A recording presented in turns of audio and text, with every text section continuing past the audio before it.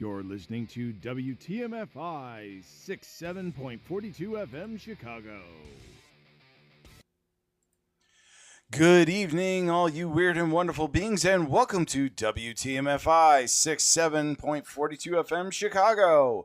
This is TJ Fanpool, aka Turbo TG, reporting to you live on TikTok. Tonight, WTMFI is your resource for Star Wars Facts of the Day weekly review. During the week, we bring you a Star Wars fact Monday through Friday. Then on Sunday, we do a live review of all the facts, bringing you all the information we've researched from StarWars.com and Wikipedia.com. I hope you will stick with us through this show and take part in the chat at the end. Now, a little about your host. Me! I am a diehard Star Wars fan, but not just of the movies of the original trilogy.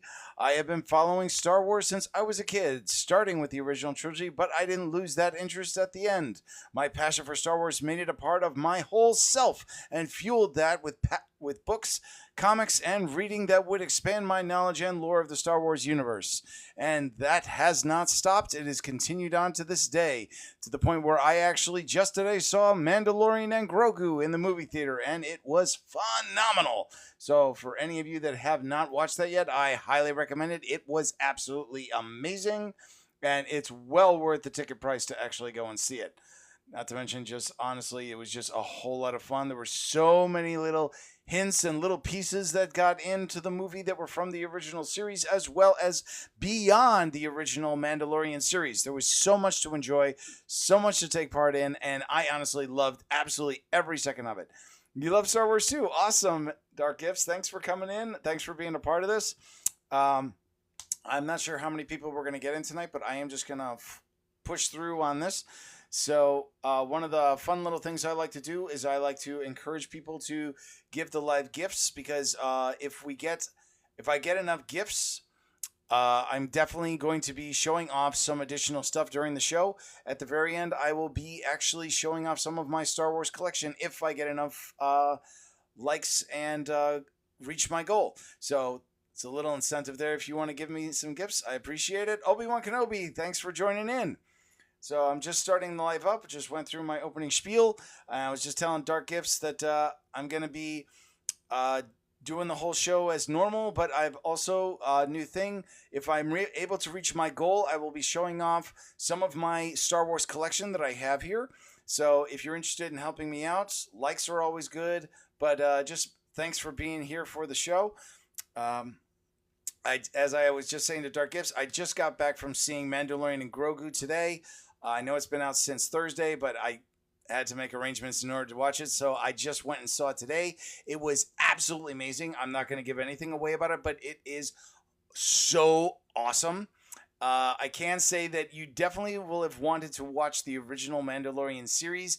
It's not a prerequisite that you literally could watch the movie without the reference, but there's some references in the movie that you're not going to get if you haven't seen the series, which is just fine because it's still going to be enjoyable. My biggest thing was it not only helps to have seen Mandalorian, but also Book of Boba Fett, because there are some additional pieces that also showed up in there, not to mention a whole lot of additional information from the original Clone Wars series and, of course, Star Wars itself. So I highly recommend, if you get a chance to go to the theater and see Star Wars, Mandalorian, and Grogu, it is such a great film. The acting was phenomenal, the special effects, the visual effects, the sound effects. There was nothing not good about this. And I can't say that I know that a lot of people are perfectly fine with just waiting and seeing it on the small screen, because not everybody can afford it to go out to the theater. But that was the reason why I wanted to go see it at the theater, because Star Wars on the small screen is great, but Star Wars in the movie theater is a completely different animal in and of itself. It's just so absolutely amazing. So I highly recommend anybody, if you get the chance to go and see a Star Wars movie in the theater, it is well worth it. I mean, just based on what Star Wars was and what happened with it, we know it's a fact that you can actually look up that THX sound, the sound systems that are currently in Dolby Surround Sound that is currently in the movie theaters, was originally created by George Lucas and Lucasfilm. They actually came out with that system that now fills every movie theater in the entire world. So you can really take effect that seeing Star Wars in the movie theater was how it was originally to be viewed, because that's what George Lucas actually designed movie theater sound to actually emphasize, to actually take movies to another level of entertainment and visual immersion. So just going to see a Star Wars movie in the movie theater, you're literally in the environment that Star Wars was meant to be seen in, which is part of the reason why I will always go and see a Star Wars movie in the theater. And I didn't go to one of the big name brands. I went to my local theater system that's here in Illinois. It's called Classic Cinemas. They have been around since the 1990s, and they have been a staple in this region. So I didn't want to go to General Cinemas or AMC, one of those kind of places. I wanted to support my local theaters. And this one was absolutely awesome. Thanks for the pumpkins, Dark Gift. Thank you so much for all the support. But Classic Cinemas, I don't know if they have expanded outside beyond Illinois. The majority of them are just around the Chicagoland area. So I support them as much as I can. There's like 6 different ones I go to. Supposedly, I believe there's one of the Classic Cinemas actually has a drive-in that's out on the western part of Illinois. So I haven't had a chance to get out there, but Classic Cinema is the ones that I've been supporting. The majority of the Star Wars films that I went and saw, I saw at a Classic Cinema, and they've just been one of my major ones that I go to. Thanks for all the gifts. I like going to the movies because of the popcorn. Honestly, that's part of the reason why I love going to Classic Cinemas, is because you get free refills on everything. And they were one of the few movie theaters that when I was growing up and I was seeing movies and stuff like that, they were one of the few that allowed you a free refill on the day of purchase. Now, obviously, you can't, take a cup with you and come back and use it. No, they don't do that. But if you run out of popcorn, you say, refill, they will fill it back up, the popcorn, and you can fill up your sodas. So I always recommend Classic Cinemas to anybody who's coming to visit Illinois, because they have such a great deal. Their prices are actually really economical. Granted, right now the economy is not great, so you're gonna pay for seeing a movie. Dark Gifts, thank you for all the gifts. I really appreciate it. Thank you so much for all of that. That's a great support for me and the work I'm doing here. So without further ado, we're gonna move into the facts of the week. So Star Wars. Let's go through the facts of the day for this week. First fact, Star Wars fact of the day: Gronk droids.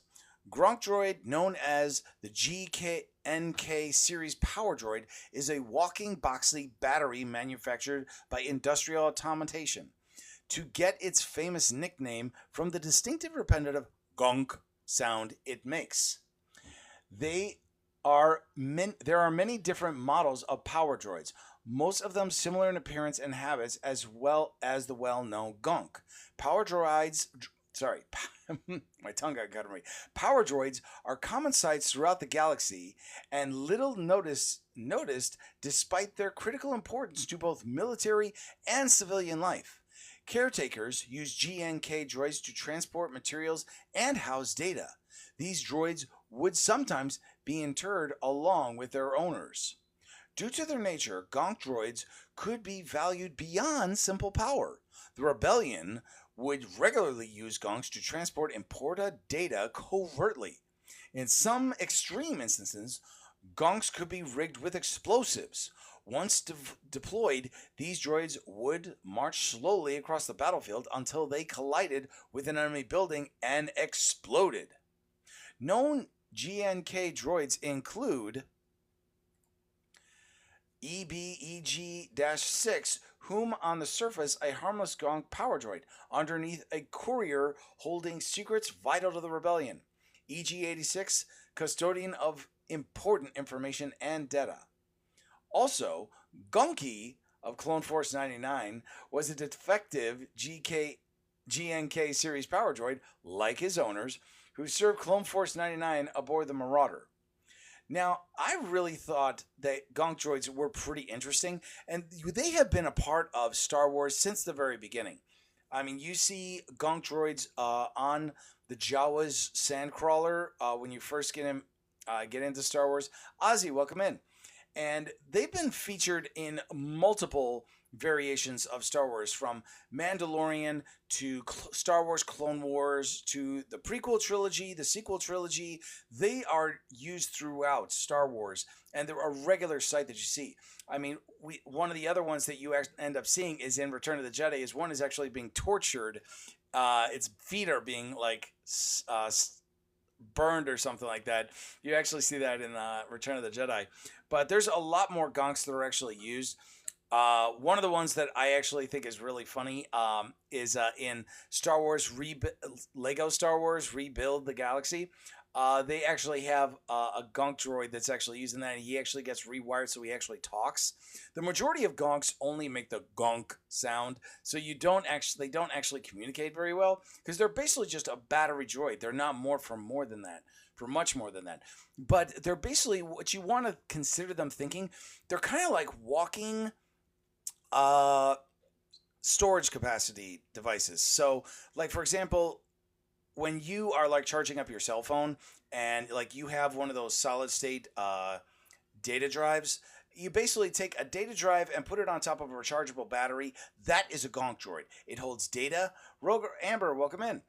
It holds data and power. So a great thing that a gonk droid was usually used for is on starships. They would be a portable battery. So if a system went down, a gonk droid could slot in and power a system back up temporarily until the system was able to be repaired. Same thing for on larger starships. There's a reason why there usually were rows upon rows of gonk droids, because they were basically battery backups. So if a system went down, the gonk droid plugged in and it automatically got the system back up and running. And this was especially effective for out in the field, for like, harvesters and small communities that didn't have access to large power supplies. Gonk droids were a common thing to have in a location. And they're actually a lot of fun to actually make as well. Like me personally, I'm big into Star Wars Legos, and I actually made a little gonk droid just today. I literally grabbed a bunch of parts and pieces, and I put this together on my own. And they're really simple to put together. It's basically like I had a bunch of extra pieces and stuff like this, but you can go online and actually find like small instructions and stuff like that. And this is literally like what a gonk droid would be. It's just a blocky character, and I just made some access and stuff because I had an extra not painted sticker bar that I actually used. They're walking generators, exactly, Obi-Wan. So yeah, I honestly think they're a lot of fun, and I've done like 3 or 4 different versions of gonk droids. And the great thing is that because they're used in multiple environments, you could use any color brick you want, and as long as they've got something that stabilizes them so they can actually just stand, that's pretty much all you need. And they're really simple. You give them one eye, and you can make the eyes any color you want. They're really simple to actually put together, and it's just like basic pieces and stuff like that. I mean, if anybody wants instructions on how to make one of these, I literally have the instructions in on a little photo that I actually took of some online instructions. But you can just look up Lego Gonk Droid, and there's tons of different things that you could build them from. So I think they're just really cool, and it's one of the reasons why I wanted to include them, because they're actually included in a lot of Star Wars lore because they're such a unknown factor, or a common factor that it isn't known for what exactly it's used for. One of the ones that I always thought was great was in the Clone Wars series. There's the episode Rookies, where you basically have the scene where Heavy sacrifices himself to save his squad, and the thing that he does is he rolls in to a large gonk droid that is loaded with explosives, because they're used basically for transport as well. And he basically triggers them, and they explode and destroy the station. And he's able to save his squad and alert the Republic that there was an invasion force coming through. So that's the reason why I wanted to cover gonk droids, because even though they're kind of a background droid, they actually serve a decent purpose, which is the whole point of droids, is that they serve a purpose in Star Wars. Because not everybody can do everything with themselves, and the droids really make it a huge factor. Okay, so moving on to our next fact. Star Wars fact of the day. Ord Mantell is a notable location for scum and villainy.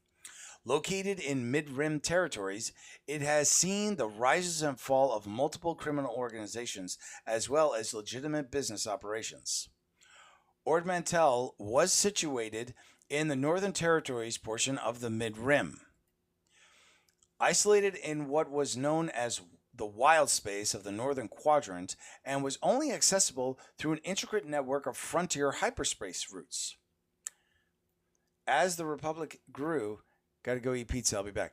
Thanks for stopping by, Obi-Wan. As the Republic grew in territory size, the plan's strategic significance was lost, but civilian cargo trade began to grow due to the presence of a military-grade shipyard and dry dock. Large-scale cooperation and labor always breeds a need for entertainment and release of tensions. Welcome in. This brings in interest in profiting on that release. In the waning days of the Republic, Ord Mantell housed a base of operations for the Black Sun criminal syndicate. During the Clone Wars, it was the site of a battle between the Separatists and the Shadow Collective, of which Black Sun was a member. But after the Empire came to power, the inhabitants of the mountainous world fell on hard times, laying low and work jobs where no questions would be asked. Many times, tales come out of Ord Mantell, some interesting, others not so much. So I really want to do a fact on Ord Mantell because it is used so frequently in the Star Wars lore. The first time we actually hear about Ord Mantell is in Empire Strikes Back. If you remember, there's the scene where Han says that he's leaving and he says goodbye to Princess Leia. He walks down the hallway and Leia chases after him and says, "I thought you decided to stay." And the first thing he says is, "Well, the bounty hunter we ran onto, Ord Mantell, changed my mind." About Ord Mantell that makes it a very unique location. Because originally, from my research, I found that it was actually used as a shipyard and a dry dock, which basically means ships come into Ord Mantell for either being redesigned, upgraded, or just to be repaired, as well as ships are actually built at Ord Mantell. There's been, according to the history, there's a lot of different locations that have actually done stuff there. So it's really some interesting stuff. And I always thought it was interesting because it was just a unique location. And the other thing is the seedy underside of it. You could almost think of it as a variation on what Mos Eisley was, which was a hive of scum and villainy because of the criminal organizations and stuff that were involved there. Ord Mantell is a very similar thing, except it is a much larger location than Mos Eisley. It's actually a lot more complex as well. And because it was a dry dock and a shipyard, there were a lot of technicians and mechanics and other forms of life that actually would exist in and around. So, of course, with anything like that, you would basically, you go to work every day, you do your job, but then you leave for the day and you want something to release. Well, Ord Mantell would have all kinds of different things. And we see this in several TV and movie series that came out. So, prime example, in the series Bad Batch. The Batch actually makes their home for a period of time and work for a smuggler named Sid, or a contractor named Sid, where they actually work through Ord Mantell. Now, there's a lot of seedy underside that's going on there, and you also run into a bunch of other things going on elsewhere around Ord Mantell, whereas criminal organizations are there. You find out about the Shadow Collective is actually working, or the Shadow Syndicate is actually working on Ord Mantell. The Pikes have been there. Black Sun has been there. There's so many, even the Hutts have been there. There's so many different criminal organizations that have been involved with Ord Mantell. And I really thought it was cool that this is one location where it's kind of like a crossroads, where I almost wanted to equate it to like Chicago, where it's a crossroads city. There's crime going on there. There's maintenance, there's shipbuilding, there's all kinds of different stuff there, which is the reason why I really liked Ord Mantell, because it reminded me of like a port city that people pass through on their way to another location. Because Ord Mantell is also right at a crossroads of hyperspace lanes. And these are the lanes that are used by the Empire, the Republic, the New Republic, and all different commerce guilds, trade users. It's basically a crossroad system. So people would come to Ord Mantell not just looking for a good time, but also as a way of transitioning goods as well as making sure that their information was passed through secretly. I mean, there's so much stuff that went on there. And if you really look at the history of the planet, there's a lot more going on and how it's connected to so many different series and personas. Bounty hunters come through here. It's a port of call for the exotic, pirates. There's so much that goes on in Ord Mantell. And it's a great example of what a lot of port cities would be like in the Star Wars universe. So I haven't really covered this in my facts, and I really wanted to cover something like this to really show that the planets are not all the same. You know, there's different bits and pieces of every planet, and you can find different things on each planet. So it's always a unique environment that you're exposed to. And I just wanted to really include that and show it off. Okay, moving on to the next fact. Star Wars fact of the day. Blaster pistols are a common weapon used by both military personnel and civilians. Pistols come in a variety of shapes, sizes, and capabilities. Like all blaster technology, the pistol fires cohesive bursts of plasma. Appearing in a variety of shapes and sizes, and sometimes augmented for other functions, including ascension guns that fire grappling hooks, blaster pistols deliver a wide range of damage capability. Many blaster pistols have stun settings that incapacitate a target rather than the particle-based energy called bolts, inflicting physical damage. While blasters do deliver a searing concussion blast, they can be foiled by magnetic seals and deflector shields. They could also be deflected by a lightsaber and even redirected back to the shooter or some other target. There were a multitude of different blaster pistol designs used throughout the galaxy. Each was either a modified military issue, civilian brand, or a modification based on those types for personal design or cultural significance. Custom blaster pistols were common for those of underworld trade.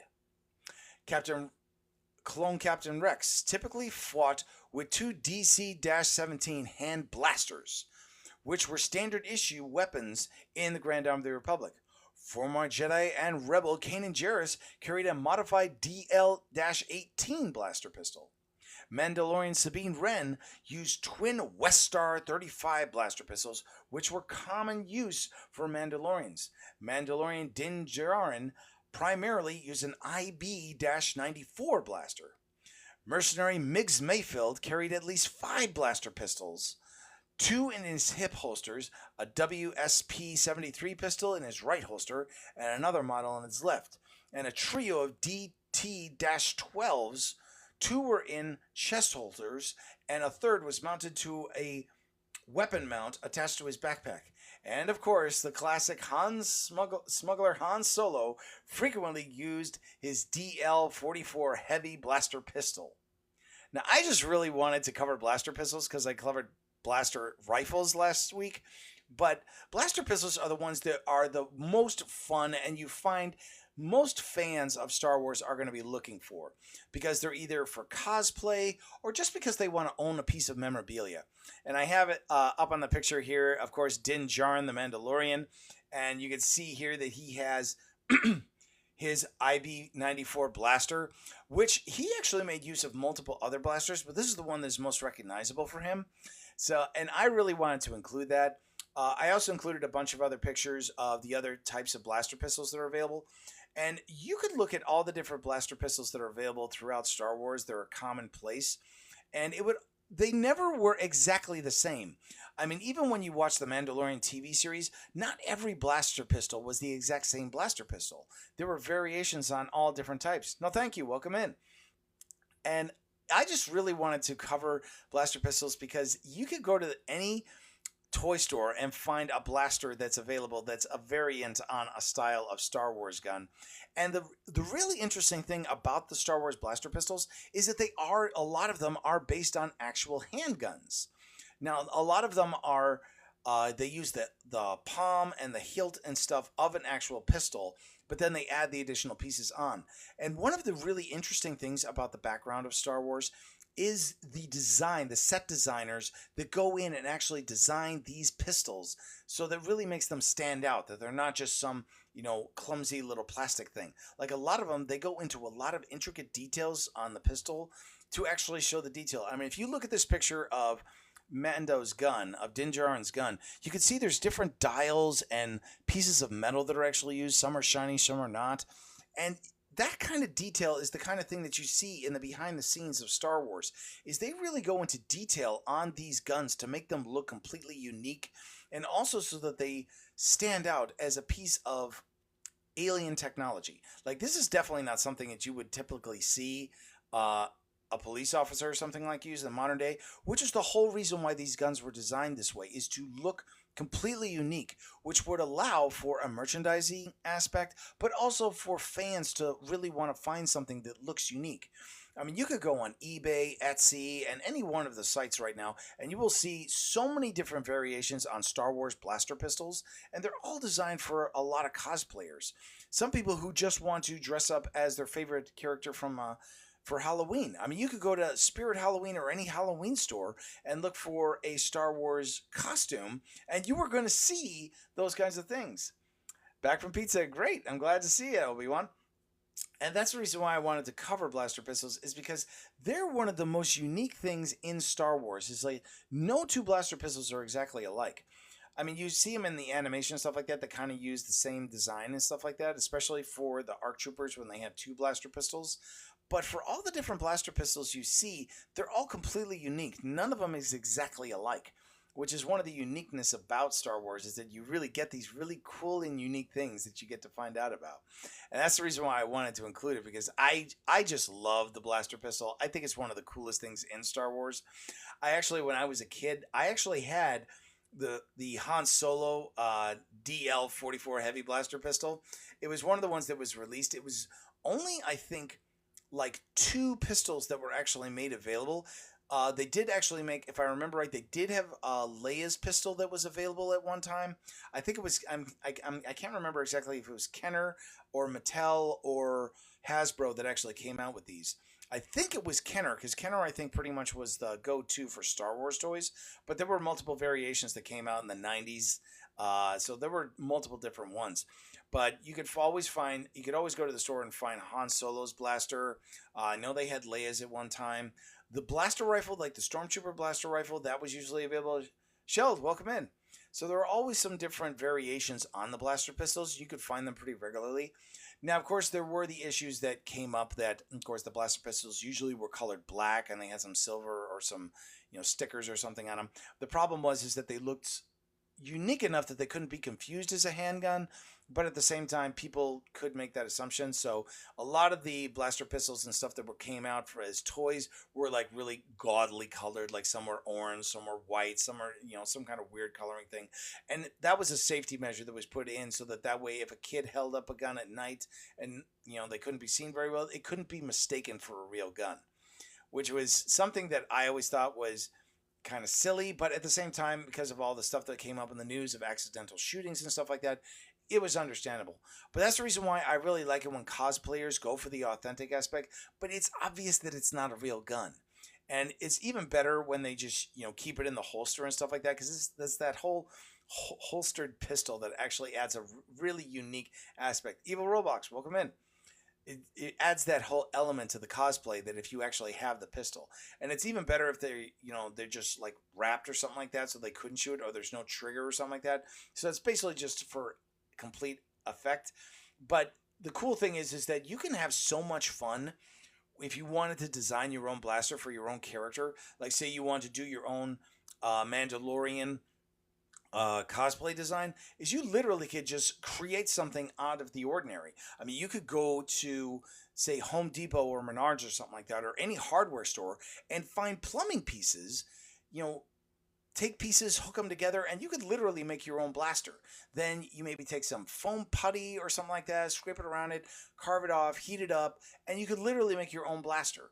So, I mean, that's the kind of cool stuff that a lot of cosplayers do, and it's part of the reason why I wanted to include them, because it's not just for the authenticity of the character, but you really have an opportunity for creative and expansion when it comes to these kinds of things, especially for cosplayers, because they can really make themselves stand apart by just designing a weapon that is completely unique, but looks enough like something you would actually see in Star Wars, which is part of the reason why I wanted to include them as facts, because The history behind Star Wars starts right off the bat with the blaster pistols, because you see them in the original Star Wars, the very first one, A New Hope, where it was the guards that were on the tentative 4 when they're fighting off the stormtroopers. They just had blaster pistols. They weren't rifles, they were pistols, whereas the stormtroopers were using actual rifles, which I always thought was kind of cool, because the blaster pistols were doing the job. They were actually taking out the stormtroopers.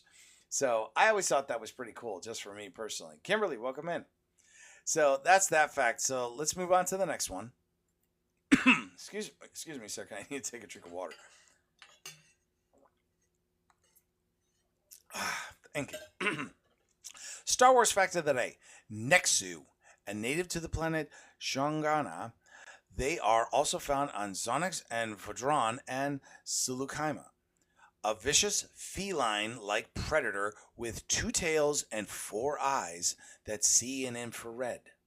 The Neku's broad face was split by a terrifying tooth-filled maw, and 4 eyes glinted from atop its spade-shaped head. Its wiry, supple muscles were visible beneath its fine coat, and sharp, curved quills lined its spine. A naked, forked, prehensile tail trailed it, adding in balance, and its arms and legs terminated in large, curved claws. It is known for its speed, agility, and capability of climbing. A Nexu's light build allowed it to remain highly agile and difficult to hit, but also meant that it was easily hurt or even killed if struck with enough force. A single kick was enough to stun a Neku and cause significant pain. In contrast, a Neku's hide did seem durable enough to withstand blaster fire. Marie, welcome in. The Nexu's fierce reputation made them popular animals for gladiator matches, making them a frequent target for poachers. Despite their ferocity, it was possible to tame and train a Nexu. The Nexu's unsavory reputation promoted the saying, "Look what the Nexu dragged in," to become commonplace in certain reaches of the galaxy. So I thought this was a really unique creature that I wanted to actually include with the facts, because it is truly a terrifying creature. I mean, you look at this. I've got it loaded up in here, and it is really a terrifying creature. I mean, if you saw this in a dark alley, you'd be screaming your head off, because it literally was going to make you a meal. And these things are easily the size of a jaguar or a lion. And they look absolutely ferocious as well as scary. And I'm sure that a lot of you will recognize it. We first encounter one of the Nexu in Attack of the Clones, Star Wars Attack of the Clones in the prequel trilogy, during the scene just before the big battle where Anakin, Obi-Wan, and Padme are in the arena, and the creatures are being brought in to actually kill them. And the Nexu is the one that's pushed towards Padme.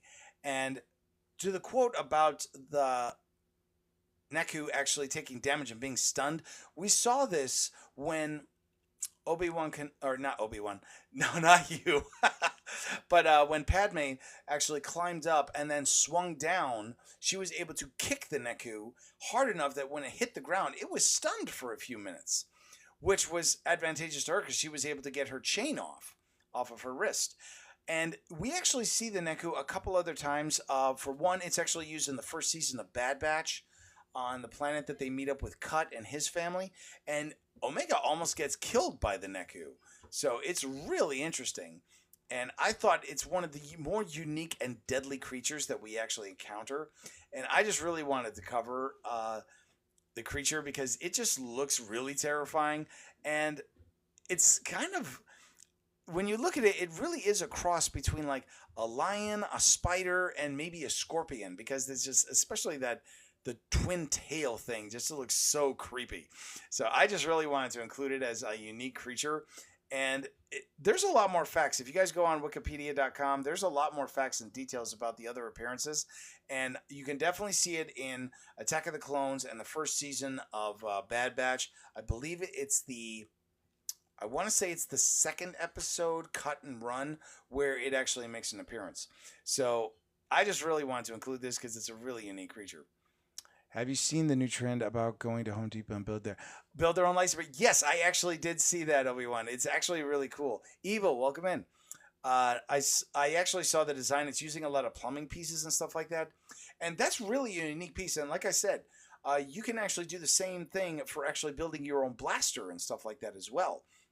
So I always think it's really cool when people come up with that kind of stuff. And the great thing is that forms the basis of using that. So you don't even have to do anything else beyond that. Though I personally recommend that people like prime it with actual paint and then wrap the hilt in some kind of like tape or something like that. Or would make it even better if you wanted to use leather or something like that to wrap around it for a better grip. Plus, it makes it look kind of more authentic.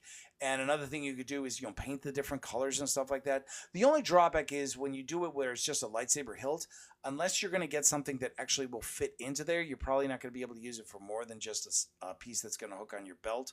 But it's even better to see if you can hook something like a loop or something on it, so that way it's easy to clip onto your belt.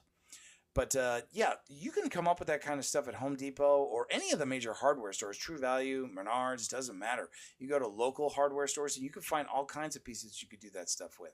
It's one of the great things about Star Wars is you literally could build something out of just pieces and you could still make it as a prop for your cosplay or anything else.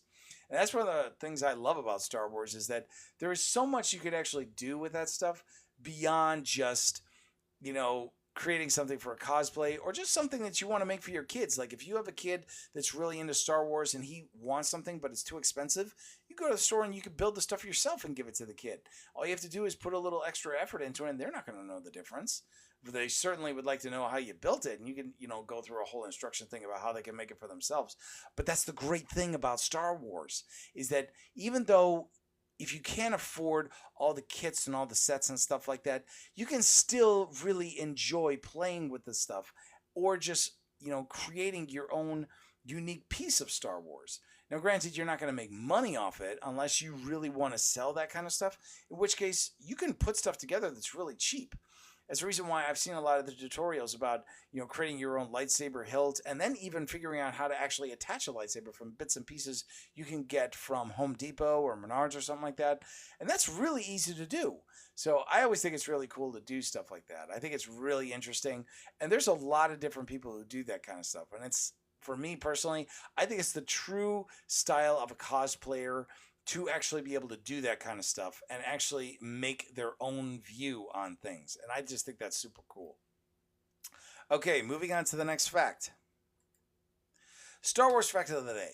Droid Tri-Fighter was a model of droid starfighter utilized by the Separatists during the Clone Wars. It was specifically designed by Kowasoid Creation Nest to engage and excel in heavy dogfighting.